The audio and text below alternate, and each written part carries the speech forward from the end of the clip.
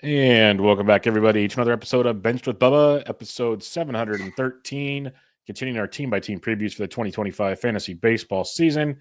We head to the Boston Red Sox, a fun team that made a little noise this offseason, picking up a lefty and some other fun stuff, and some other names that keep on the trade block, all kinds of fun stuff going on in Boston these days. So, to help me break all of this down as a friend of the show, she's helped me do this in recent years, and she is the co-host of one of the best new podcasts in the fantasy realm with Sarah Sanchez over at pitcherlist.com, the Fantasy Feud. That is a fun one as well. You can find her on Blue Sky at Shelly V643. Shelly Verougstraete, how are we doing, my friend? I'm doing pretty good. We got our first snow of the season this year in Virginia. I got to work from home today, so that was cool. I didn't have to dress up and go into the office. But things are going pretty good. How about you? Good. Yeah, on the West Coast, can't say a whole lot about snow, but a lot of my friends are going through the ice storm and everything that's going your guys' direction. So I've hmm I've heard about it in recent days, and so I'll take what I have, and I try not to rub weather in people's faces this time of year because when it's a million degrees here, you guys have it a lot better during the summertime. So we'll play Exactly. that game. But yeah, so far so good, and just ramping up for another fantasy baseball season. Anything else you need to promote or anything? I know I mentioned the fantasy feud, but you're busy in the. I know you do minor league stuff once in a while and some other deals. So I didn't know what you got going on these days. I've actually taken like a step back, so it's only Don't thing I blame you. got going on is just the awesome podcast that I do with Sarah. I get to hang out with her weekly. It's delightful. Yes, she makes everything seem happier when you talk to her. That's for sure. She's a one of a kind. So we'll have Sarah on in a few weeks for the Cubs. So don't worry about that, folks. She'll be there for that because if anybody bleeds Cubby Blue, as she writes on that website, it is Sarah Sanchez. But let's talk Boston Red Sox, Shelly. And before we get into the kind of players here, what are your thoughts on how 2024 ended up? Because there was some definite goods, but there's some frustrations as well. It seemed like from Red Sox Nation. Yeah, I mean, honestly, it kind of ended up how I thought it was going to end up, which was not that great. I mean, we traded Chris Sale before the season started, and he went on to win the Cy Young, so that was great. And the main guy, well, the only guy that we got back, didn't really play much because of injuries. So I don't know. It was up and down. Like there were good times. I mean, like Jaron Duran, he was a really huge bright spot in an otherwise down season. But I think things are looking up this year. I'm trying not to get, not trying to put the cart before the horse. But I was telling my husband a couple days ago, I'm like, this is like the first time in like a couple years that I'm actually excited to watch this team all year. Yeah, and I think there are many Red Sox fans that share that sentiment with you. It seems like because in recent years, on your social media platforms of choice, it's been pretty, not optimistic. Let's put it that way. With things, frustration with front office, this, that, and the other. But you guys made a splash in the starting pitching world. We'll talk about, and they've kind of made some other moves. But let's start with the previously mentioned Jared Duran, who had a monster, kind of coming out party this past year, as you mentioned. Started pretty much every game in the outfield, 21 homers, 34 stolen bases, hit for average, which was great. You have to pay the premium now in drafts. He's going around an ADP of 23 in December, as high as 16. So on that 1-2 turn, how are you kind of feeling about a repeat season per se? Because some are kind of thinking, can he do it again? Is he worth the price? Others are kind of thinking, is he Michael Harris? We're going to take a step back. What's your thoughts on Jaron Duran? Yeah, I'm kind of part of that second group. I mean, I don't think that he's gonna, fall back to what he was in like 2022 when it's just awful, right? For like that 58 games that he played. But yeah, I do expect a slight step back because I mean, hitting 21 bombs and swiping 34 bags, like that's amazing from like pretty much any player. That's like the top tier of what you want as a fantasy manager. So yeah, I think he's gonna take a slight step back. I mean, the average came down a little bit from 23 to 24, so maybe that will maybe stay around the same. But I'm not expecting those home runs. 21 home runs. I was thinking about like 17 or 18 because the power just kind of surprised me. Speed, no, but the power, yeah. Yeah, the power was definitely a bonus, I would say, and that's what kind of Yeah. elevated him to this next level. But he plays pretty good defense. He's going to be out there every day, leading off, scoring runs. And I'm with you though. I've had a hard time clicking the early draft button on the price tag because of other Yeah. players going around him. So it's maybe not so much a detriment to him as to what else is there at the same time. So I'm kind of with you on that. Could he be a very, very valuable fantasy asset? 100%. At the price tag, it's tricky right now, to say the Yeah. least. Another player that's been tricky during draft season is Rafael Devers. And it sounds weird to say tricky because if you just look up the old back of the baseball card or go to fangraphs.com, literally one of the most consistent players you'll ever see. Like, it's the same home runs, it's the batting average. The dude is just awesome. The concern I have, Shelly, and maybe you've obviously heard more where you're at, is the shoulders. I don't know where we stand with the injuries that kind of ended his season early. And right now, you're not paying a super early price in Devers standards, but it's around pick 36. So you're still an early third round, late second round. What are you thinking of Devers going into this year? Because there's been rumors of let's move him to first base if Costas goes and so on and so forth. So at least the Red Sox are even internally kind of discussing a situation as well. Yeah, yeah. I'm not exactly sure about the shoulder because I've heard like Boo Yeah. Diddley about the shoulders like all winter. So maybe it was just he was trying to carry his team on the back and his shoulders just like it's just like too painful. But I don't know. I like you said, when you were talking about him before, he's like one of like the most set it and forget it guys. Yeah, he's probably not going to be like going out and getting like MVP awards or something, but he's just one of those solid guys that if he is on the field, he's going to play and he's going to produce stats because he's going to hit like in the middle of the lineup. Well, probably about second. But and so he'll still get plenty of runs and RBI. So I feel okay about him unless they actually move him to first or DH because he does not want to. And as someone who watches this team pretty much every day, he he gets in his head a lot, especially like when he's not having a good couple of games on defense. And I'm afraid if he's moved off third base, he'll get in his head and he'll kind of have a not so typical Devers season. Maybe I'm wrong, but I just kind of want, even though I know his defense is absolutely atrocious at third, I still kind of just want to stick him there because I'm like, let him just let him be over there. It'll be okay. And there's a lot to be said about that. People in general, baseball players especially, creatures of habit. That's what they Mhm. are. Very ritualistic at times, goofy or not. And it says a lot. I remember you mentioning that last year about the potential DH situation with Devers, and it's just something he doesn't want to do. And some players are like that, and that's why we see certain players kind of stick at positions too long. It feels like because the Mhm. team doesn't want to rock the boat situation. So I guess we'll see in this one. Maybe Devers will finally look in the mirror and go, okay, maybe this isn't helping the team. We have someone else that can play defense here. Let's figure it out. But I'm with you because the skill set's ridiculously good. It's just a matter of can he stay healthy? Can he, between the years part of the situation that we can't analyze on any spreadsheet? How does that pan out as well? Yep. The player that he could potentially take over for at first base. This has been a fun offseason for Tristan Casas conversation. He's traded, he's not traded, he's not on the block, he's back on the block. There's just a million, just depends on what you click on these days of where Tristan Casas is going to be this year. If in the lineup, Shelly, we know the dude's got crazy power. One of the better young potential, like just first base beasts at the position. So how are you approaching this? Because literally by the time we release this, he could be on a different team the way the rumors have gone. I feel like he's staying in Boston, but you maybe have a better feeling on that. I mean, I hope that he stays in Boston because he's my favorite player on this team right now.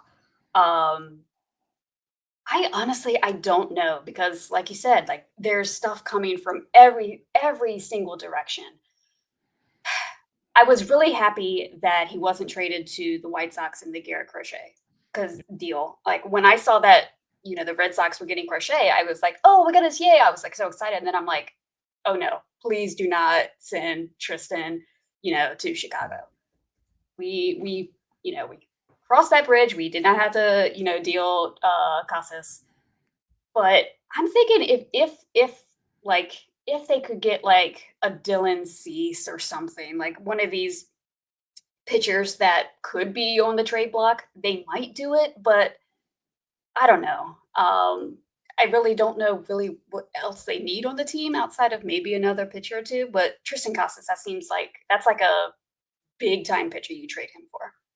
Yeah, I'm with you there. And those just and that is every rumor involves a pitcher. So at least you are gonna get the need that your team might have, which is I guess a plus in the whole conversation. If Tristan sticks with the team, which we're hoping for, because I'm with you. He's fun and he's young and he fits the mold of what is needed in Boston. Um, what are our expectations for him though? Because he missed a lot of last year due to injury. He's apparently healthy now. The power seems to be pretty darn good. What are we thinking here as a middle of the order bat for Boston? I mean, I'm thinking, something around 25, 26, 27 home runs. Because he still has like platoon issues just a little bit, but I mean, I still think that he's going to be a very, very productive player.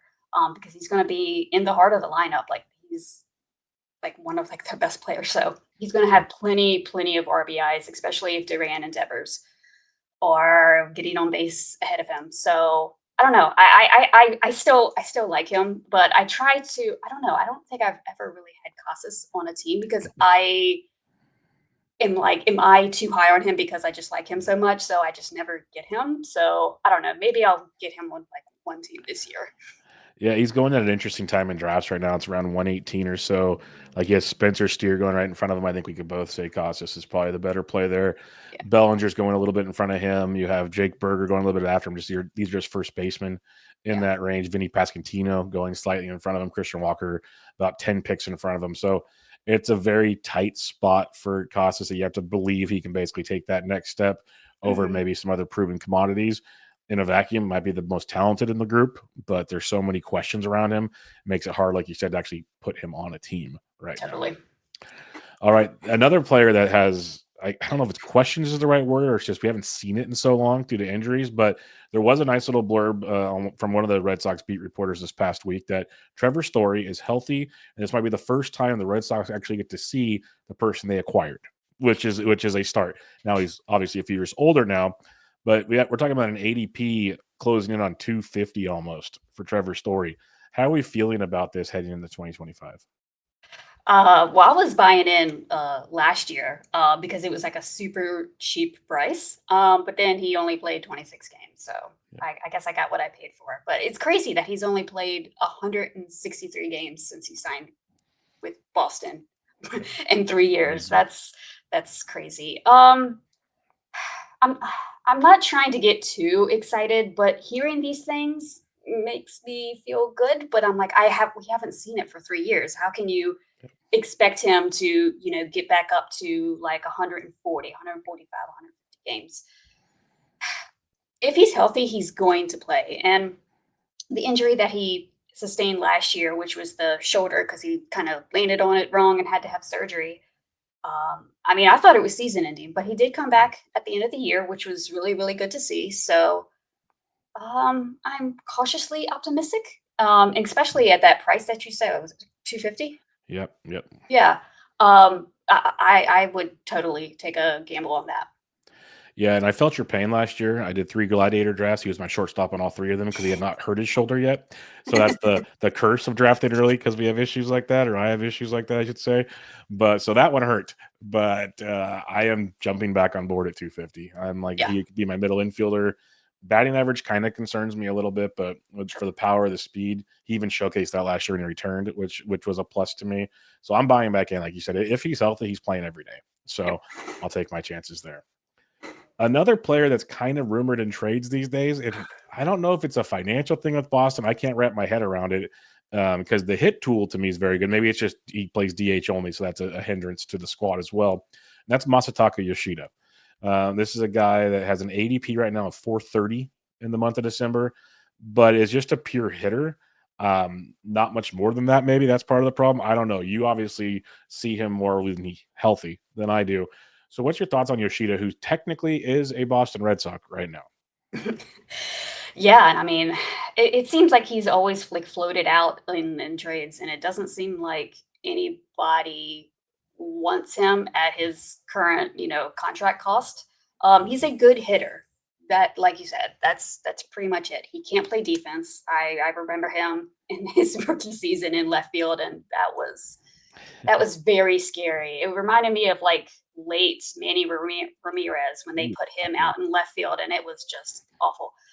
Um, but oh, not Manny, Hanley Ramirez. Oh, That that was was really bad. yeah, Yes, yeah. that was rough.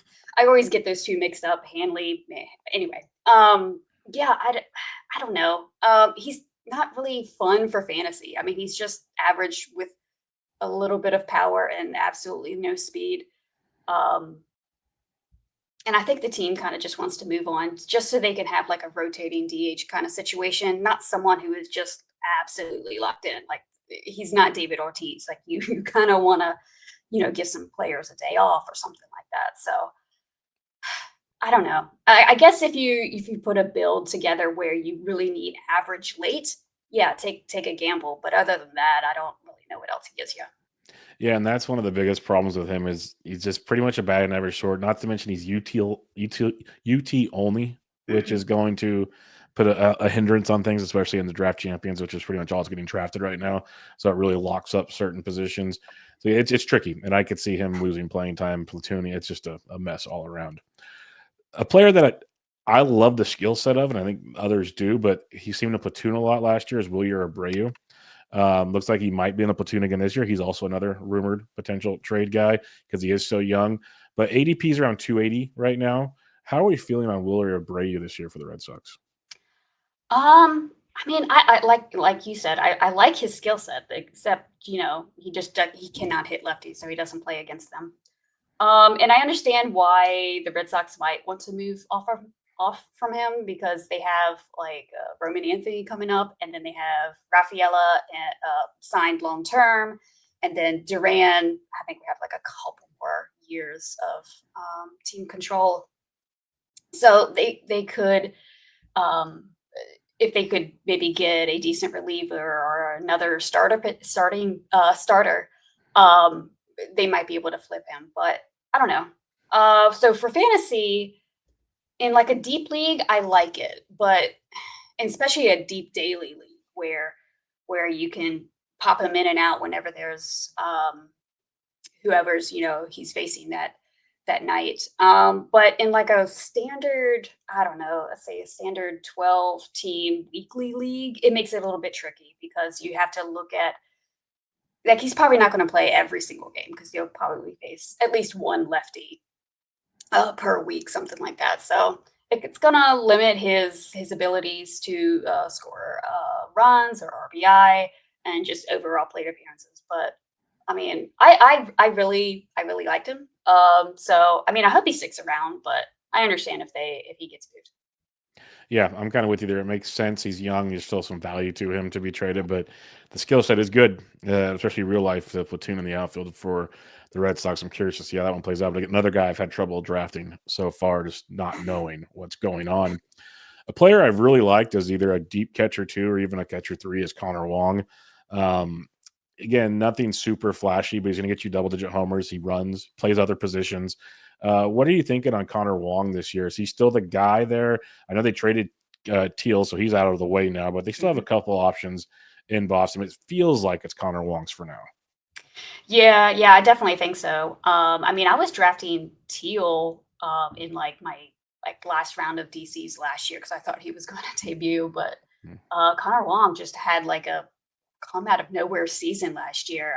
I know I picked him up in a couple of my two catcher leagues when he was like running hot at the beginning of the season. But yeah, I think he's going to have the majority of the playing time because there's no one really else on the roster. Carlos not Novaez. I mean, he's probably just like a typical Sunday catcher or a day game after a night game type catcher. So yeah, I think that he's going to get the majority of the playing time. I just don't know if we're going to see what we saw from him last year because it was just so off the wall, crazy good. Mhm. But I think he's like a decent like catcher too if you kind of wait on catcher just a little bit. All right, I can handle that. That works for me because I definitely do once in a while. Let's talk about Sedan Raffaele. You mentioned him earlier. Um, Last year they yo-yoed him around a lot when like Story got hurt and then some other situations. Seems like he's going to be the center fielder going forward with Story healthy. We saw some power, we saw some speed. Still super young. What's your hopes for Rafaela this year? Because right now his ADP is about 180, so he's not costing you a ton with shortstop outfit eligibility. I have a really hard time with Rafaela, and it's really funny because Sarah loves Rafaela, and it's like Mhm. this like shtick on our podcast that I always trash Rafaela, and she's always like, "No, he's great." Um, I love his defense. I really do, and you could like if you squint your eyes, right, and you can kind of see where he could steal a lot of bases and maybe hit for some power and stuff like that. But I don't know. I find him extremely frustrating. Mhm. Do you know when um, Rafaela's last walk was of the season? Well, based on you asking this, I'm going to guess it was closer to the All Star break than the end of the season. Yeah, I don't know the exact date, but I'm guessing it was a while. Was what you're going to Yeah, say. it was August 9th. Whew, it was close to the All Star break. Yeah, and I remember tweeting. I was just like, who's gonna what's gonna happen first? Is Rafaela gonna win a walk, or are the White Sox going to win a game? And I was like playing that. Obviously, the White Sox did win a game between there, but he just frustrates me so much because he just swings at everything. And at some point, I think that's gonna catch up with him, kind of Javi Baez esque. But yeah, this is just like a player profile in fantasy that I just like steer like so far away from because it scares me so much because it could just like fall like completely off the tracks. Yeah, it's a very dicey to say the least. Is a great point, and that's why I like him. But I'm in the same boat. I had so many ups. I dropped him at points last year. It was hard to hold him in like a 12 team league. It was very Yeah. difficult. David Hamilton's another one that's very difficult for me. Runs for days. That's fun. He'll steal bases like crazy is what I'm referring to. But then there's like, does he play enough? What's he good? Like, there's a million. He was platooning so much at times. There's a lot of questions with David Hamilton. Right now, though, his ADP is around 370. So how are we feeling about David Hamilton for 2025? Uh, I don't know. Not great because I mean Yeah. there still is Vaughn Grissom in the mix, and I think that the Red Sox want to see something from that sale uh, deal because right now they currently just have like egg on their face. Um, so I think it honestly depends on Grissom and how well he plays. If he stumbles out of the gate in spring training, they might go um, to Hamilton, but yeah, he's just a speed play. Honestly, just whenever he gets like a big chunk of playing time and he needs stolen bases, go grab him off the wire. That's kind of how I view him. That's probably a very good way to go about it, to say the least. All right, let's head to the pitching side of things here. We already are. Is there anybody else hitting wise we should mention before we talk prospects later? I know that we got plenty of them. No, I think that's all the hitters really. All right. All right. Let's go to the pitching side of things, though. We kind of hinted at it a few times on this show. Garrett Crochet is in town. And Garrett Crochet is obviously coming off a great season in his first season as a starting pitcher. ADP's 27, got as high as 18. What are your expectations for Garrett Crochet this year? Do you think he's going to be the next Chris Sale, I guess, in Boston, like many hope for? I mean, that trade worked great one time with the White Sox, so let's try it again, right? I mean, I hope that we get what he did in Chicago last year. It just the amount of innings that he threw in 23 and then jumping up to 146 last year. He only threw 12 and two thirds innings in 23. That is scary. And then, add on to the fact that he throws extremely hard. So those are two like glaring, like bright red lights saying do not draft, just watch him on your favorite team. So that's probably where I kind of sit with that. And he's going like way, way too high for me to risk that, sadly. Yeah, early draft season, I was taking him in the third round.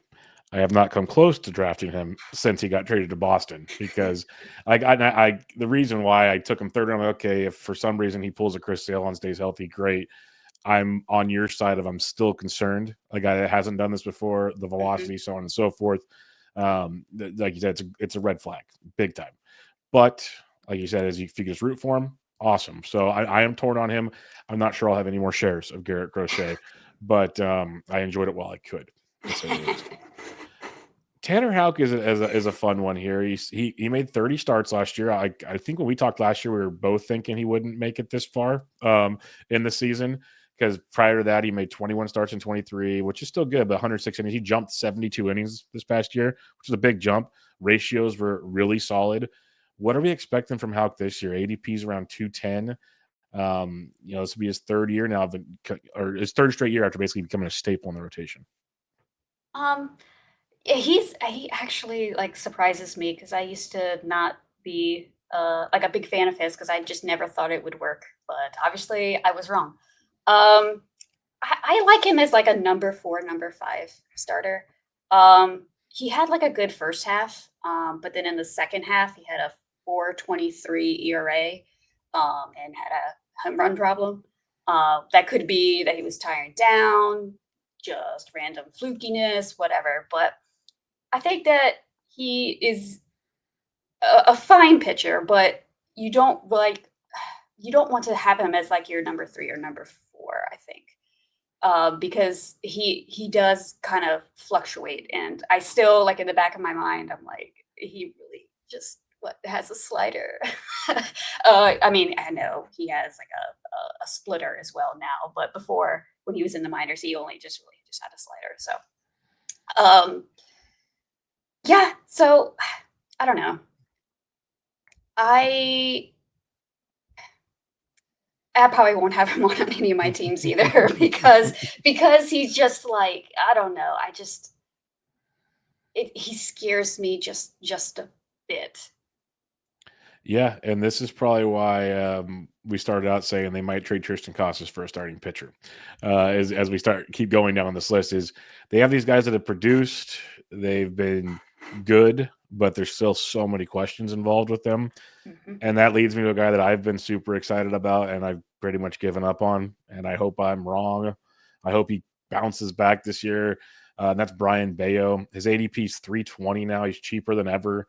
He's still super young, which keeps me kind of optimistic. But and his strikeouts got better last year. It's just there's so many, and his walks got worse though. So there's just so many concerns with Brian Bayo. But again, I said he's young and he's proven to at least pitch the innings every year. So what are your expectations for Brian Bayo heading into 2025? I mean, I think that he'll make, all of his like scheduled starts. He hasn't really had any injury issues, coming up through the minors and all that stuff. But I don't know. I feel the same way, Bubba. I am just out. Like he's a whip killer. Like his Yes. whips are atrocious, and that's something that you really have to like pay attention to because if you get too many of those, you're in big trouble. So I mean, I hope something happens, but at this point, I'm just like, okay, he's all right. But I just don't really see him doing, stepping forward. I mean, they brought in that new pitching coach last year, and it just Mhm. didn't really help him. And he's been pitching with Pedro Martinez like 2 seasons ago, and that didn't quite help. So it's like I just think that he is who he is, which is just kind of an okay, starter. Yeah, he's a back into the rotation guy. Yeah, Hopefully he figures it out someday. That'd be awesome. But yeah. man, I'm losing steam on that one, I guess is the best way to put it. Cutter Crawford, talk about surprises last year. Cutter Crawford came through in a tremendous way, throwing 183 innings for the Red Sox. They needed all of those with different situations going on there. Overall, pretty good, but again, big jump in overall usage and performance. And now you have to pay a price tag of 260 for Cutter Crawford. How are we feeling on that coming off that big season? I'm feeling pretty good. Like I would rather have Crawford than Bayo right now. I have more confidence in him. Because we've actually seen him put together, a pretty decent season. I still think that he'll be able to, get back to getting close to like that 180, 183 mark. Because he had TJ, so that's why he was kind of like slowly coming back from that in the 2022 season and then coming back in the 2023 season. But yeah, I mean, I feel great about him. Like I would, pick him at that price. It does concern me that they do play in Fenway, so it's not going to be like a stellar line, but the team is pretty good. Maybe if Cora lets him stay in the games long enough to get wins, I think that he's got a pretty good chance for wins. So I feel pretty good about him.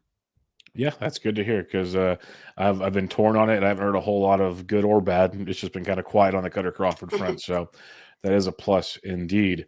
Another big move, or depends on your definition of big move, that the Red Sox made. They signed Walker Buehler to a 1-year deal. I think there's a club option or a mutual option on that as well. But for this season, we have Buehler who missed 2023 due to Tommy John. Comes back last year, very shaky is a nice way of putting it. Went all the way to like the complex league in Florida to figure things out for a while, but then looked great in 10 postseason innings. Looked phenomenal in 10 postseason innings, and the Red Sox are taking a chance. And I get it at the price point on this market for pitching. I get it. What are your thoughts though on Walker Buehler from the outside looking in? Because right now, if you're a Buehler fan, ADP is 250. I mean, I was happy for the about the signing because again, it's a 1-year deal. Yeah, So that's pretty good. I'm hoping for like what Jack Flaherty did this year, like with the that'd be Tigers. nice. That would be fantastic. Am I expecting it? No, I'm not. Because he scared me like so much. Like that, like was awful. Like I have never seen like someone like have to like go all the way back down to like the lower levels to really figure out like what the heck was going on. Mhm.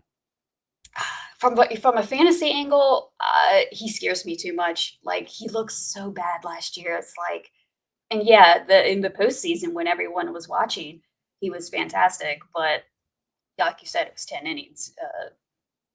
Anyone can throw 10 innings and look pretty good. So um, I'm hoping that it will turn out well, but I don't really want to draft him in fantasy. Yeah, that's where I'm kind of at. Like, I get it. The move makes like even if the Giants would have done it, I'm like, okay, I get it. That makes sense. Yep. See where it goes. Um, I'm like interested in him in drafts, but not overly pursuing him in drafts. Like Cutter Crawford's going around the same time as him. I think you would take Cutter Crawford over Walker Bueller. I think that's fair. So I'm curious to see where it lands. But again, like you said, Bueller could somehow figure it out. And he's Jack Flaherty, and he's a gift at that ADP. Who Hmm. knows? Like such a wide range of outcomes when it comes to Walker Bueller coming into this season. And all we've seen are the bad ones lately. So I'll have to wait and see on that. Anything else on the starting pitching front before we head to the bullpen? I don't think so. All righty. The bullpen's interesting. Liam Hendricks is expected to be ready to go for spring training. Are we looking at Liam Hendricks as the guy in Boston, or there's a slew of other options there that have experience, and some are even saying don't give up on the likes like a Garrett Whitlock potentially. So, how are you seeing this bullpen situation play out?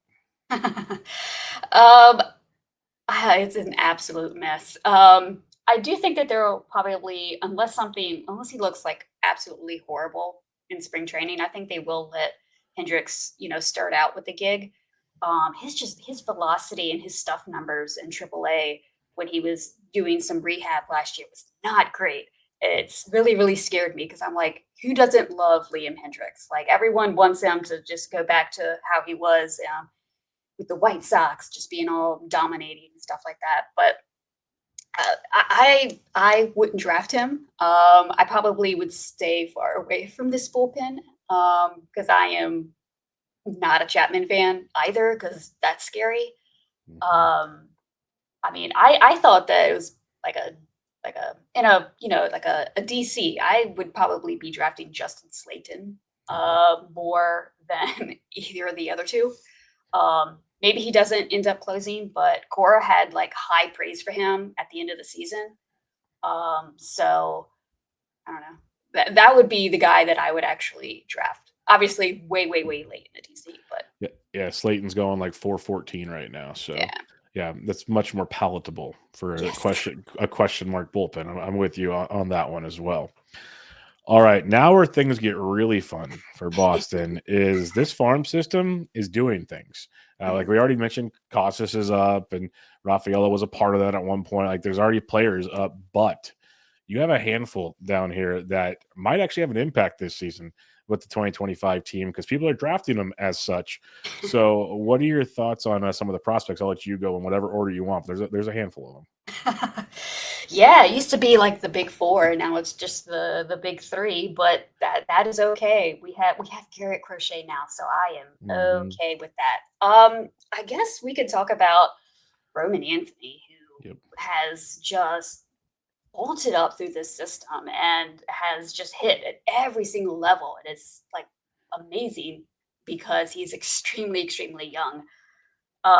I don't think that Boston, like, I don't think any of the prospects that I'm going to talk about here are going to like break camp unless some weird injury happens or one of these guys goes gangbusters and they just hit their way onto the team. Hmm. But Anthony, he is going to, I think he's going to be like one of those all around players. I mean, I don't think that he's going to be like an MVP caliber player, but just one of those guys that, especially for fantasy, will hit for a decent average, have power, and has some speed. So he's kind of like one of those guys that you would probably pick in like the fifth or sixth round or something like that of like a 12-team league. Once he gets going, of course, he's just has been so phenomenal. Um, and I guess the next guy, Christian Campbell, who goodness gracious, this Hmm. guy came out of pretty much nowhere. Like he didn't even make. I don't think that he made Baseball America's top 30 for the Red Sox last year. I could be wrong about that. Or maybe it wasn't the top 10. It was one of those two lists that they put out, and now he's like their number two prospect and has just risen up like dynasty ranks because his season was out of this world. I mean, I think that he's probably the second baseman of the future, unless Vaughn Grissom it's something, but Christian Campbell can play other positions as well. But I think he's going to end up at second base. I mean, we could see him this year. I mean, second base, as we discussed with Hamilton and Grissom, it's a bit shaky, and they Hmm. don't really want to move Rafaela back on the dirt. So he would probably, out of the three that I'm going to talk about, will probably be the first one up, and that's going to be a big fab bid. It's going to be one of those Fabageddon or whatever they whatever. Abapalooza. There we go, Fabapalooza. Yep. Yeah, so he's very very exciting. And then Marcelo Mayer, I really, really like him. But what scares me is how many injuries that he's dealt with throughout his, prospect career. Um, I don't know. All three of these guys were promoted to AAA for like the last couple of weeks, maybe the last month of the minor league season. But Marcelo, he didn't play because he was injured. So I think the Red Sox definitely want him to be the shortstop of the future, but they still have Trevor Story, I think, for 2 more years, I believe. But honestly, he just needs to stay on the field and play. But when he has been on the field, he has been pretty good. Outside of last year, but he was dealing with a shoulder injury that he didn't tell anybody about. So Not good. Not good at all. But yeah, those are the big three down in Worcester, just waiting to just basically pounding on the door. So it's very exciting. Yeah, that's something that I've missed because I don't experience that pretty much ever on my team because we just don't know how to do that. But yeah, it's interesting. Like Roman Anthony, people say could be like the next best thing. His ADP is 298, so you have to pay for it if you believe it. But I've heard what you're talking about. It's more like a mid-season, or they'd have to trade like Abreu and a couple others to Yeah. clear space type thing. Christian Campbell. That's one where it's like almost 50-50. Some think he's going to break camp because they, like you said, with Grissom and Hamilton, is that really the answer? Who knows? Others are saying he needs a little more time because, like you also said, kind of came out of nowhere. Let's get him some more reps. His Hmm. ADP is 295. So if you believe it, you got to pay for it. Now, Mayer, I've also heard like he's probably a year away, like you're saying, unless, again, something could change. But his ADP is 663. So he's a lot more at a discount compared to the three. So it's interesting because the hype train on these prospects is pretty big. It's going to be fun, and that's I guess where they sit there and go, okay, we could trade X, Y, or Z and go get pitching because we have hitters coming up, but who knows? That's way out of my pay grade. Um, you did mention Von Grissom, so I'm just going to ask real quick. This could be nothing crazy because his ADP is 505. This was once a highly heralded or high expectation guy in Atlanta, came over to Boston, could never get healthy. Do you see a world where an ADP of 505 is worth taking a chance on Von Grissom, or are we kind of thinking it just might not happen? I mean, at 505, I will. Yeah, I would totally take that. Every day and twice on Sunday. Mhm. I still believe in him. At least like for this year, because like we said, Campbell is coming. Like Campbell Yep. is like right behind him, right, charging after him. But I think that he has it, maybe a season or something. But at 505, I'm like, yeah, sure, I'll take that gamble. And if he's not good, I'll just, oh well, drop him. Or in a DC, just put him on my bench. Yep, he's just at that point in the DC, he's a live body that hopefully gets some reps somewhere when half my Exactly. roster is injured. Yep. So that's where we look at a guy like a 505. It's all you care about at that point is he's on an active roster. Yes, we are going the right direction. Exactly. All right, the last question I have for you that I ask everybody that joins me on these previews: what are your realistic expectations for the Boston Red Sox this year? I guess I mean, I think that we're looking at like a playoff bid here. It'll probably be wild card because the Yankees and the Orioles, I still kind of think are a tad bit better, but I think it's going to be an interesting like three-team race. Maybe four teams because the Rays always pulls like rabbits out of their hat at times when you're not expecting. But I mean, I'm thinking a playoff run. Maybe not a run, maybe just a start. Maybe these only get one series, but coming from the last couple years, that would be a blessing. Yeah, no, the team looks very good, and I don't want them to get rid of Costas, but it's one of those if they could bring that one more pitcher that the team needs, it's kind of can make it. There's the give and take of all of these things, and Exactly. yeah, like I don't want to see Costas go either, but this team literally is like you put one more kind of ace with a crochet, and now you make Halka three, and so on. And it all just makes it Yep. a whole different game. So it'll be very interesting to see. I guess I do have one more question since you are a Red Sox fan. I was thoroughly enjoyed it because I am a baseball fanatic. What were your thoughts on the Netflix doc, if you've seen it, about that team? Because I love that team. I've told stories. I grew up playing ball with Pedroia, just watching all the behind the scenes. That team was so much fun in real life back in those days when we were watching it.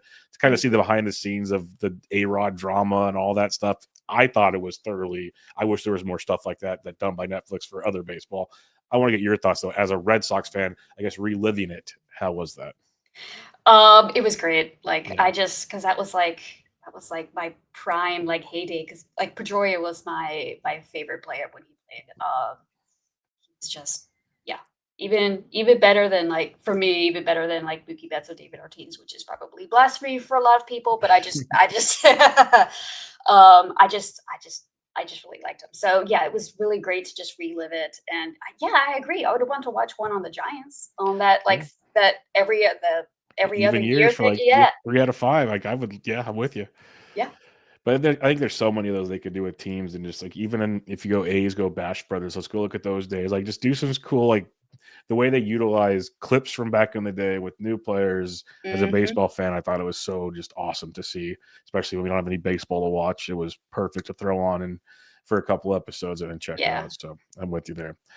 All right, Shelly, we'll wrap it up there before we take off. Remind everybody where they can find you and, about your wonderful podcast. Yeah. So the wonderful podcast is Fantasy Feud. We will be starting up in a couple weeks. We took off the winter for personal reasons. Smart move. Uh, yep. um, so yeah, but we're gonna be starting that back up, and then we'll probably go in every week. And come every week throughout the entirety of the season. It's a interesting show. Bubba, you've been on it, Hmm. so it's a just a different type of fantasy baseball show. Yeah. It's a great Um, format. yeah. Yeah, but if you care to if you care to follow me on the socials, I'm only on one social, on Blue Sky, Shelly V 643. Perfect. Yeah, check her out, everybody. Great baseball mind and the podcast. You got to check it out. Like I said, the format's great. It's a debate show, but a friendly debate show, and it's Mhm. really really fun and makes you think more because sometimes you have to take a stand, even if you don't were a part of that stand. But it makes Exactly. makes your brain go in a different direction, which is what we all need to do to try to figure things out. So I like it. Check it out. And as always, Shelly, thanks for joining me. I appreciate it. Yeah, thanks for having me. All right, everybody. This is Bench with Bubba, episode 713, your 2025 Boston Red Sox team preview. Catch you all next time.